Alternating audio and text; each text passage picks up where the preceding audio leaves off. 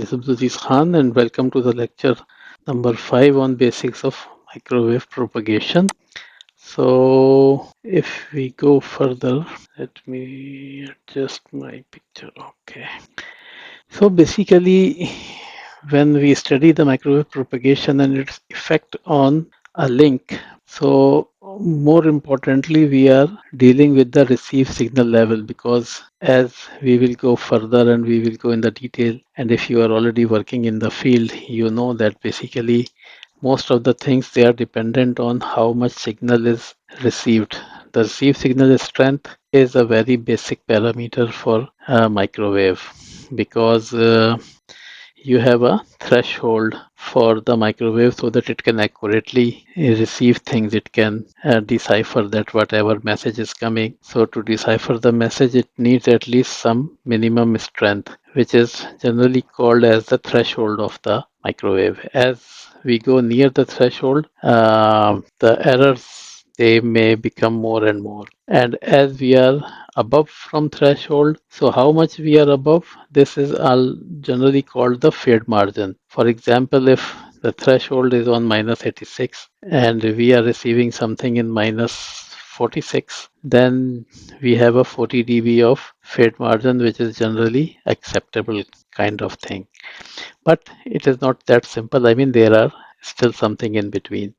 So just to let you know that basically we are looking to improve the received signal and we have to study that what happens when the atmosphere it affects on the received signal. So basically microwave propagation is done in a free space and that propagation is under the influence of atmospheric changes which are like, for example, there may be rain or there may be any other atmospheric pressure changes, temperature changes.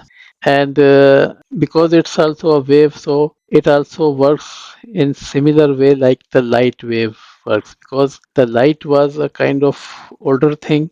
So a lot of work on light was already done by some scientists. And when they come to know that all waves work in the same way, they exhibit the same things that normal light exhibits. So that makes a bit of easy to understand a lot of phenomena which were kind of for microwave. They are more uh, empirical, like you send a microwave and then you do a lot of tests and then you came to know that okay, what is going on. But when they came to know that it is working exactly same as a wave is working, then some things were easy to understand. So again, to understand microwave propagation, we have to understand that generally we assume that it is a free space, but it's not a void space. I mean, it's like you have a you have a microwave here, one antenna, and you have antenna in between this area. It's a free space as because we cannot see anything in between. But as you also know that if you try to use some kind of microscope, you will feel that there are tiny particles in the way. Sometimes you can even feel it with the eyes as well. So the same happens that we assume it's a free space, but it is not fully free. And the microwave, it exhibits the characteristics and properties of a light wave. So this free space propagation refers to the propagation of electromagnetic wave in a homogeneous ideal dielectric medium which may be infinite in all direction. And this free space region is about 6 kilometers high at the poles and about 18 kilometers at the equator, and it is called the troposphere. So this is, you can say this is a kind of foundation. I mean, when we are, like when we try to talk about something, we try to give some kind of boundary conditions that okay, when we say that what is the free space, what we refer, it's the area just above the ground and almost 18 kilometers above the ground at equator and almost 6 kilometers at the poles. So it's a kind of elliptical area, it's not a round or circular.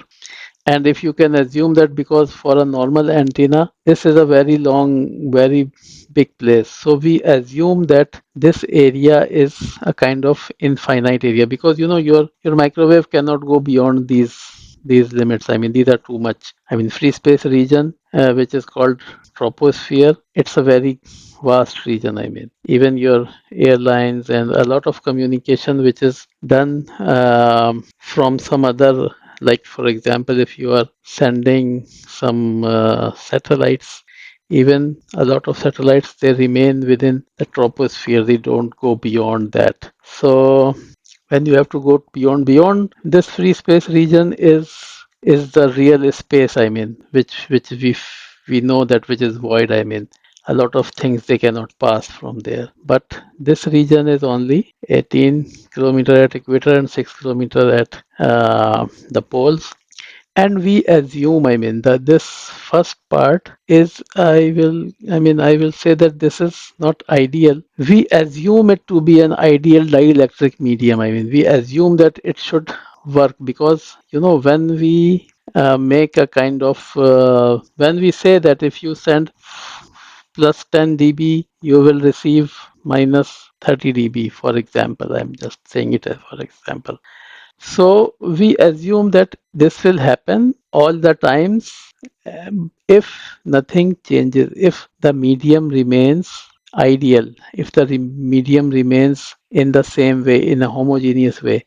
And that we will study further, that why and how this medium changes, because we know that the rain effect and pressure and temperature and everything, they have an effect on it. But we have to make some foundation, make some baseline. You cannot just start from I mean, your mind has to be brought to some place where it can see that, okay, there is some foundation above which everything should be put. I mean, so we cannot assume that the space is always changing thing, which is right in it. Basically, this free space is not homogeneous and it's always changing. But that change is also not very much abrupt in all cases, and it's a kind of predictable as well. We can make some kind of prediction that, okay, what can be the worst thing, how worst it can go. So that all we will study with time,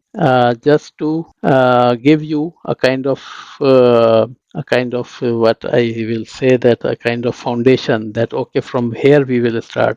So we will start from a foundation where we will assume these two things, that the free space is the ideal dielectric, which is homogeneous, and the area is too much big. So that's why we assume that it's an infinite area for the microwave. The microwave always remains within the troposphere, and that is what we will be studying further in our next sections. First, we will try to learn that what is the free space loss equation, and then we will see that how it is changed, what things effects on it. So see you in my next video. Goodbye.